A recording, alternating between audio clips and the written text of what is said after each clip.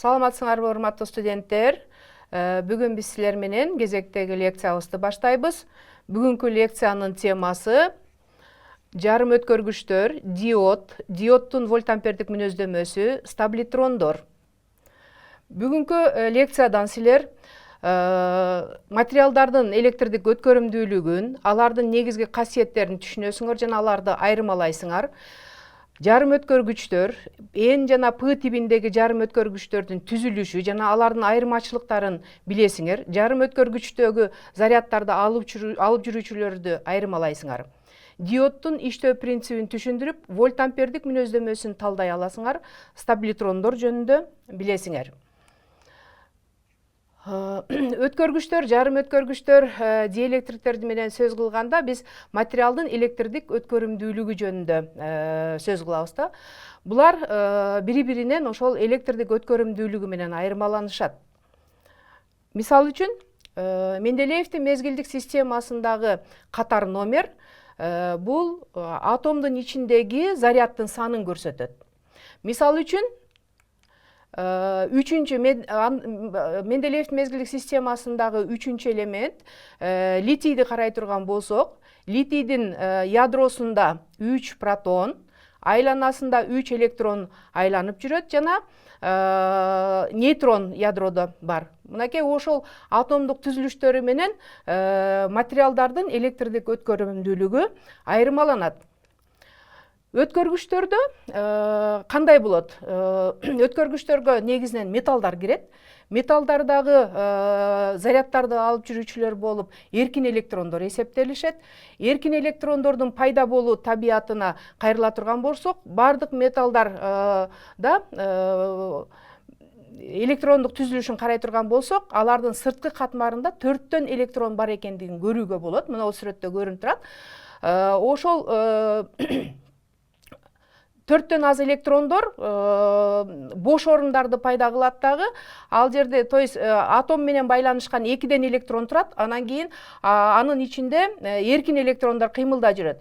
Эгерде биз бул жерге металлга электр талаасынын таасири менен аракет эте турган болсок, эркин кыймылдагы электрондорубуз иреттелген кыймылга келип, бул жерде электр тогун пайда кылат. Демек, ушуга байланыштуу биз айтат экенбиз, металлдарда электр тогун алып жүрүүчүлөр болуп, эркин электрондор эсептелет деп. Ал эми диэлектриктер атомдогу валенттүүлүк электрондорунун саны 4төн көп болгондо, элемент металл эмес катары жүрөт. Металл эмес материалдар булар электр тогун өткөрбөйт. Натыйжада алардан жасалган материалдар изолятор катары колдонулат. Аларга азотту, күкүрттү жана неонду киргизебиз. Жарым өткөргүчтөр жөнүндө сөз кылганыбызда, бул диэлектрик менен металлдардын ортосундагы материалдар болуп эсептелет. Булардын дагы өткөрүмдүүлүгүнө көңүл бура турган болсок, буларда металлдардан айырмаланып электрондук жана көңдөйчөлүү өткөрүмдүүлүккө ээ болот. Буларда зарядды алып жүрүүчүлөр болуп, 2 бөлүкчө эсептелет. Жарым өткөргүчтөргө биз кремнийди, германийди, селенди, теллурду жана кээ бир химиялык кошулмалары бар элементтерди киргизебиз.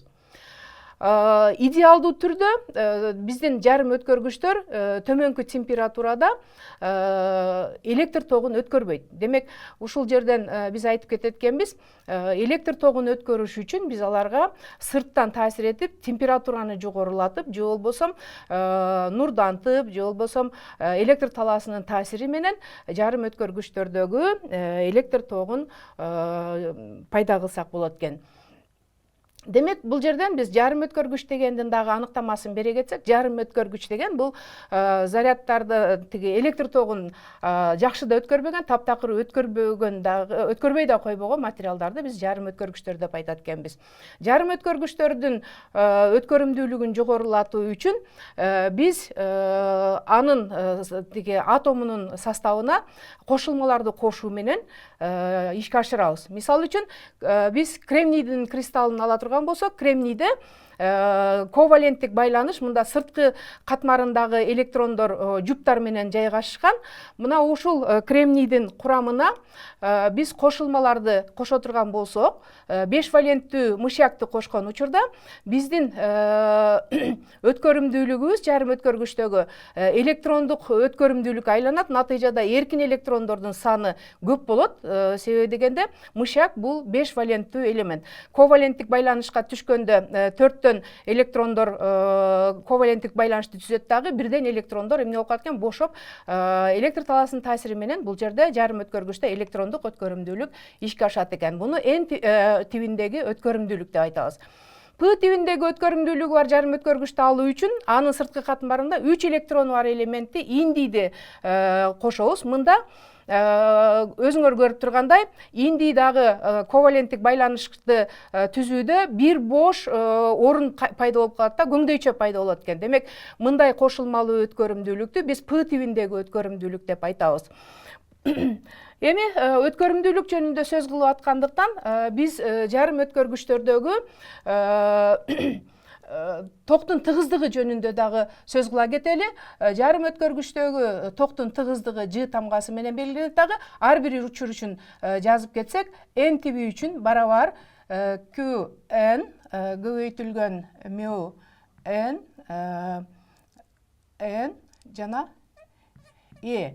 Бул мында Q бул заряд, мю бул ошол зарядтын орточо ылдамдыгы, N болсо зарядтардын концентрациясы жана E электр талаасынын чыңалышы. Ушул эле формуланы QP үчүн, P тиби үчүн жаза турган болсок, QP мю P жана E.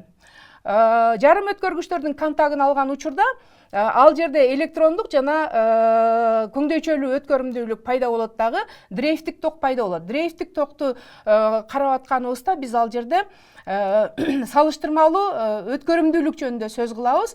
Электрондук өткөрүмдүү. Аны сигма тамгасы менен белгилейбиз жана G дрейфтик ток көбөйтүлгөн E'ге болуп калат. G дрейфтик ток бул учурда ар бир учур үчүн GP'нин GQга болгон суммасынын электр талаасынын чыңалышына болгон катышына. Так, сигма мына жерибиз. Формуланы койсок, G, то есть G дрейфтик, GP плюс QP E формуласы менен болуп калат экен. Демек,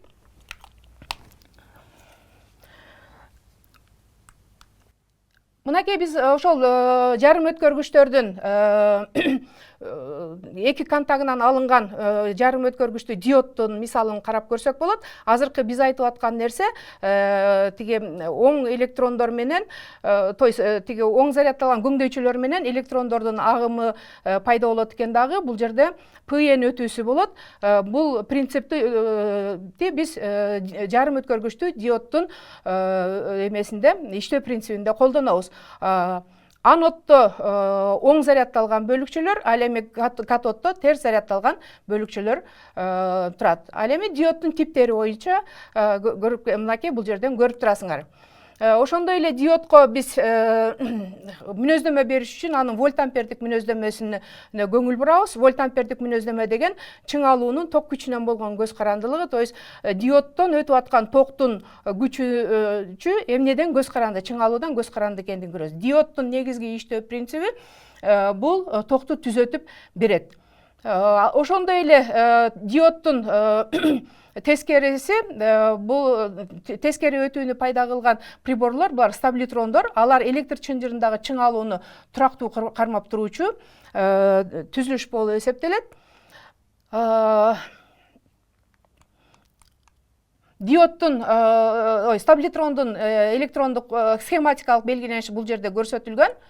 Вольт-ампердик мүнөздөмөсү өзүңөргө көрүнүп турат. Бул тескери өтүү болгондуктан тиги жумушчу зонада чыңалууну туруктуу кармап берген учуру. Мынакей балдар, биз силер менен бүгүнкү сабакта жарым өткөргүчтөрдүн өзгөчөлүктөрү, диод жана стаблетрондордун иштөө принциптери жана вольтампердик мүнөздөмөлөрүнө көңүл бурдук. Калган материалдарды силер могул жердеги текшерүүчү суроолор менен өзүңөрдүн билимиңерди